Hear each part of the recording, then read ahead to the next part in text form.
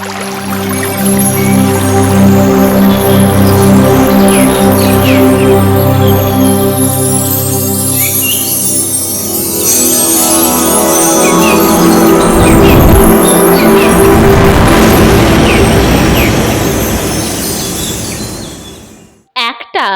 নয়নজুলি পার হচ্ছে রাস্তায়। হঠাৎ সামনে তাকাতেই দেখে লাল নীল আলোয় জগৎ ভরে রয়েছে। আলোর মাঝারে রং বেরঙের ঢেউ উঠেছে। দেখলে বৈচিত্র্যময় সৃষ্টি তো আর কিছুই নয়, আলোর কোটি কোটি বুদবুদ। সবই দেখলে জ্যোতি, জ্যোতির দানা দিয়ে গড়া রূপের চাঙড় সব। মনে পড়ে গেল নিজের কথা, প্রজাপতির জন্ম থেকে নিজের বহু বিভাজনের কথা। একত্ব বোধ হলো, যা দেখলে সকলের সঙ্গে। হারিয়ে ফেললে আপনার স্বাতন্ত্র্যকে, বাহ্য লোপ পেল সঙ্গে সঙ্গে। সুতির জলকাদায় দেহ লুটিয়ে পড়ল নিথর হয়ে। এ যে দেখছি চক্কর্তিকতার ছাওয়াল, হাতের বইসলেট খসে পড়েছে কাদায়, সোনার তনুতে চেতনা নেই। হিমায়তপুরের এক মুসলমান দুধওয়ালা ফিরছিল পাবনা থেকে। দেখে নয়নজলিতে পড়ে কচি খোকাটি। অনুকূলচন্দ্রকে সবাই চেনে, দেখেই চিনলে দুধওয়ালা, এ যে চক্কর্তি বাড়ির বড় ছেলে। কোলে করে তুলে চোখে মুখে জলের ছিটে দিলে, বাহ্য জ্ঞান ফিরিয়ে আনলে বালকের। সদ্য ঘুম ভাঙা শিশুর মতো ফ্যাল ফ্যাল করে তাকাতে লাগলো অনুকূলচন্দ্র। বাহির থেকে ভিতরে গিয়েছিল, আবার ফিরে এলো বৈঠকখানায়। লোকটি বাড়ি এনে পৌঁছে দিলে কোলে করে। মাকে বলল, এই দেখো তোমাদের ছেলে কাদায় পড়েছিল বেহুশ হয়ে, একেবারে অচেত। এর নাম হলো গিয়ে মির্গির ব্যায়রাম, একটু সাবধানে রেখো, আর একলা স্কুলে জাতি দিও না। আর একদিন বাড়ি থেকে কাশীপুরে যাচ্ছে, রাস্তায় যেতে যেতে দেখলে ওই রকম কোটি কোটি আলোর পরমাণু। তাদের এক একটা আবার ঘূর্ণির মতো বোঁ বোঁ করে ঘুরছে, আবার একসঙ্গে মিশে গিয়ে এক একটা রূপ নিচ্ছে, নিখিল রূপের রূপ পরিগ্রহ হয়ে। কখনো দেখছে চোখের সামনে দিয়ে জ্বলন্ত সূর্যের মতো জ্যোতিপিণ্ডরা ভেসে যাচ্ছে। কি অসাধারণ তেজ, তেজে চোখ ঝলসিয়ে যায়। আবার দেখছে শত সহস্র চন্দ্র সূর্য গ্রহ ওই দেহটাকে কেন্দ্র করে ঘুরছে। কি তার বিকট বিরাট শব্দ, একসঙ্গে যেন কোটি কোটি পাওয়ার হাউস চলছে। মাঝখানে রয়েছে সে নিজে, অযুত সৌরমণ্ডলের কেন্দ্র হয়ে রয়েছে সে। জ্যোতির্ময় চিৎ পরমাণুরা দানা বাঁধছে নীহারিকায়, আর সেই নীহারিকা থেকে স্ফুরিত হচ্ছে এক একটা সৌরজগৎ। দেখলে সেই অনন্ত ব্রহ্মাণ্ডের মধ্যবিন্দু বিষ্ণুর সে নাভিমূল।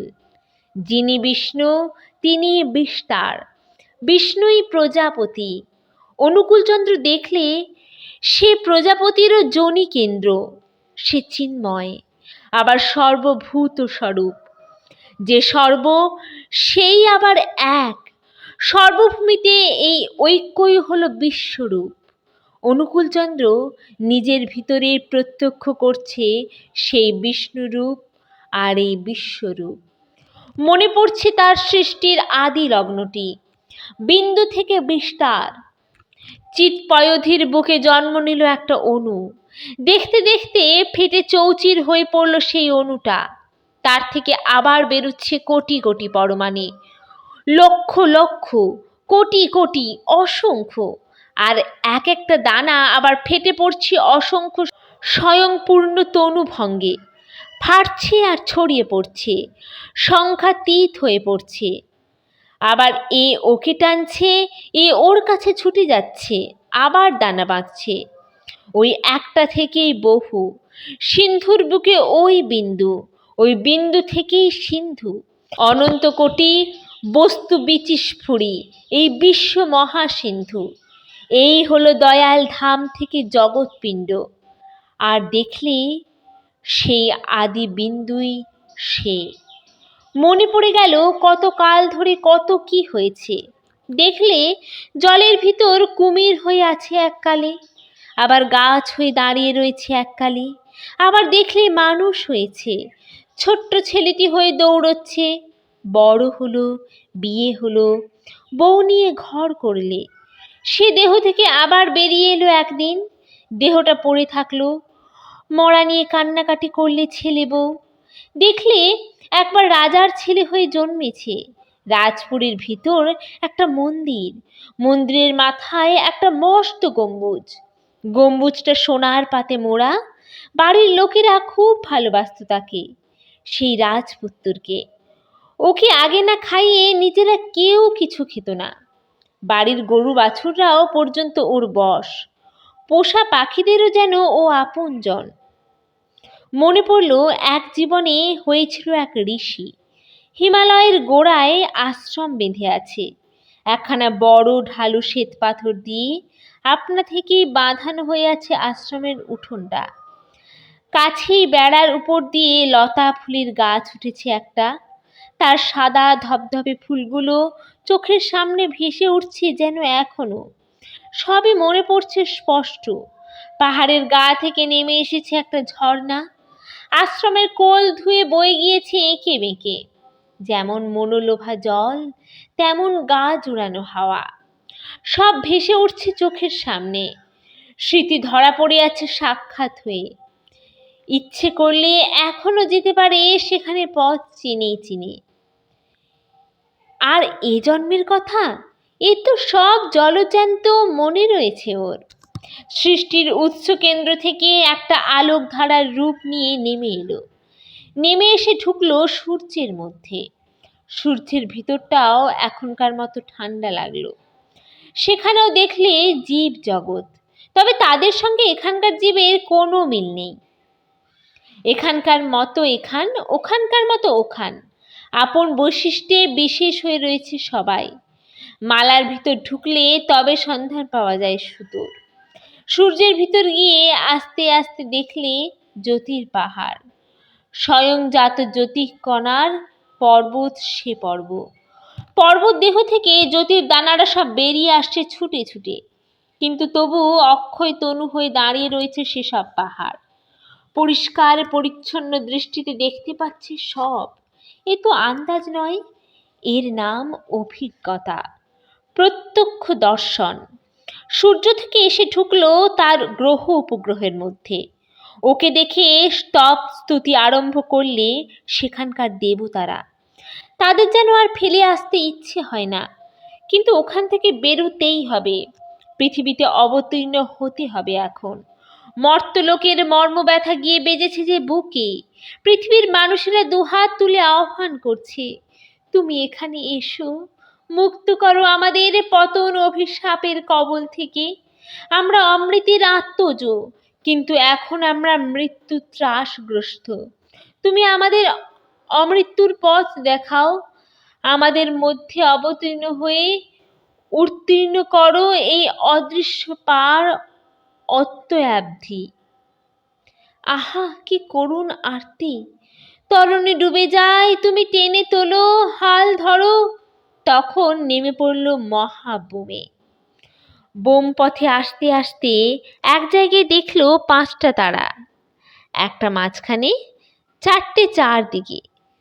তারা 4টে একবার এগিয়ে আসছে কেন্দ্রের দিকে, আবার পিছিয়ে যাচ্ছে। মহাবোমের গ্রহ গোষ্ঠীর সবাইকে দেখলে কেন্দ্র ধরে ঘুরপাক খেতে। এক একটা গোষ্ঠীর কেন্দ্র হচ্ছে একটা সূর্য, তারই চারদিকে চাকার মতো ঘুরছে তার অনুচররা। শুধু এইখানেই দেখলে তার ব্যতিক্রম, এখানে আবর্তন নেই, শুধু এগুলো পিছুনো না। যখন এগিয়ে যাচ্ছে কেন্দ্রের দিকে তখন তাদের রং হচ্ছে লাল, যখন সরে আসছে বাইরের দিকে তখন রং পাল্টে হচ্ছে নীল। শুধু আকর্ষণ আর বিকর্ষণ, একবার টানা আর একবার পড়েন। দেখলে বিচিত্র এই গ্রহ জাতি, বিজ্ঞানের কল্পনায় যা উদ্ভট কুহক, দেখলে তাই নিজের চোখে। কে জানি সমগ্র সৌর পরিবারের এরাই প্রথম জনক জননী কিনা। পুরুষ প্রকৃতির এই নিত্য প্রতীক কিনা। আবার এই টানাপোড়েনই রয়েছে স্রষ্টার আর সৃষ্টির মূল সম্পর্ক। যেমন দেখেছে তেমনই স্পষ্ট মনে রয়েছে এখনো। তারপর এসে ঢুকলো মাতৃগর্ভে অক্ষয় স্মৃতি নিয়ে। লোকস্থ হলো কুটাবস্থ থেকে। মায়ের পেটে ঢুকেই নাম করতে আরম্ভ করলো। নাম করতেই করতে ভূমিষ্ঠ হলো মায়ের পেট থেকে। মনে পড়ে কতকগুলো নাড়ি দিয়ে জড়ানো ছিল দেহটা। ভূমিষ্ঠ হয়েই হেসে ফেললে। সকাল হয়ে গিয়েছে, তবু মিটমিট করে তখনও একটা আলো জ্বলছে আঁতুর ঘরে। তারপর নাড়ি কাটা হলো। নাড়ি কাটা হলে নাড়ির মুখে সেঁক দিতে লাগলেন মা। কিন্তু অত গরম সহ্য হচ্ছিল না, পুড়ে যাচ্ছিল নাড়িটা। মনে পড়ে একটু একটু করে বড় হলো। নিজের ছোট্ট ছোট্ট হাত পাগুলো এখনো দিব্যি মনে পড়ে। ওই খুদে হাত পা নিয়ে একটু একটু করে চলতে শিখেছে। একটা শিউলি গাছ ছিল উঠোনটাতে, তাই ধরে ধরে দাঁড়ানো শিখেছে। হাঁটতে শিখে একটা ছোট লাঠি নিয়ে বেড়াতো হাতে করে। লোকে ঠাট্টা করে বলতে, ও গাড়োয়ান ভাই, গাড়ি চালাবে নাকি? ব্রহ্মস্তম্ভ পর্যন্ত সব মনে আছে। একটু ফাঁক নেই, মৃত্যুর বিস্মৃতি নেই কোথাও। কোথাও যবনিকা নেই, এক টানা একটা সুতো যেন। ছেদ নেই, আর ছেদ নেই তাই ভেদও নেই। এই হলো অখণ্ড স্মৃতিবাহী চেতনা। এরই নাম নির্বাণ, লয়। বিস্তার থেকে বিন্দুতে প্রত্যাবর্তন, স্থূল থেকে সূক্ষ্মে, তথ্য থেকে তত্ত্বে, বস্তু থেকে বস্তুর উৎসে, শাখা বাহুল্য থেকে শিকড়ে। ভবশৈব পরিজ্ঞানে নির্বাণমিতি কথত্যে। অনুকূলচন্দ্র সেই ভবকে জেনেছে, ভবর ভিতরে ভবভূতিকে প্রত্যক্ষ করেছে। ও নিজেই ভব, নিজেই ভাব। হলো ভাবকেন্দ্রভূত ভাবন। বোধ হচ্ছে নিজেও যা আর সব তাই। ও নিজেই যেন ছড়িয়ে পড়িয়াছে জগৎ ব্রহ্মাণ্ড জুড়ে। আবিশ্বে অনুস্যূত হয়ে রয়েছে ওই নিজেরই অভেদ সত্তা। ভাত খেতে বসে ভাত খেতে পারছে না অনুকূলচন্দ্র। বাড়া ভাত সামনে নিয়ে চুপ করে বসে আছে। দেখলে নিজেও যা, ভাতও তাই। এও ব্রহ্ম, ও ব্রহ্ম। তবে আর খাবে কাকে? ডাল ভাত তরকারি জল সবই স্বয়ং স্বরূপ। ওরে ভাত দিয়েছি, খা। মা কিংবা দিদিমাকে এসে খেয়াল করিয়ে দিতে হয়। তাই নাকি?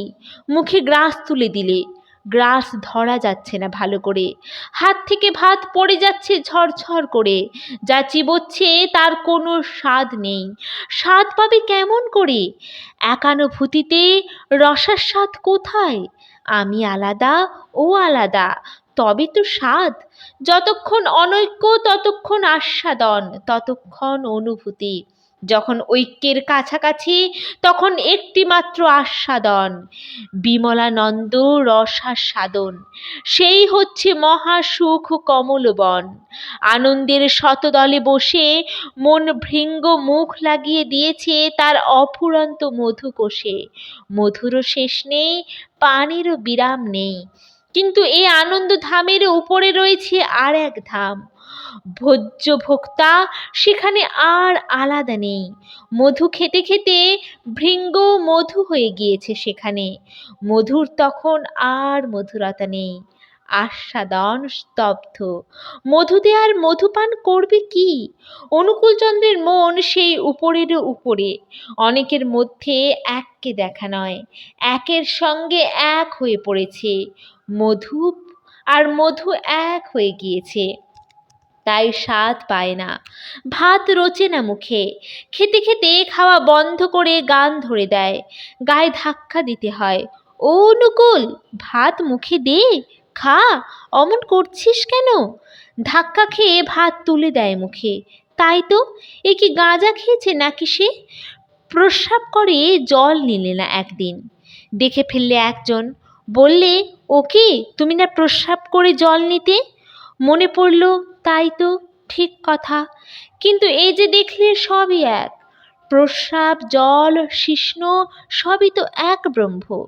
কাকে দিয়ে কার শৌচ করবে?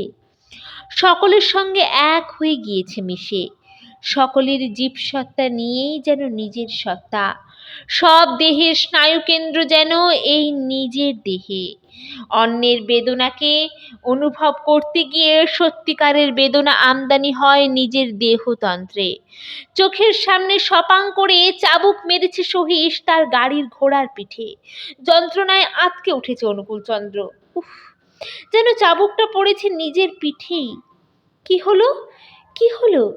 সবাই ব্যস্ত হয়ে ছুটে এসেছে কাছে। হাত বেঁকিয়ে দিয়ে পিঠের উপর তখন হাত বুলোচ্ছে অনুকূলচন্দ্র।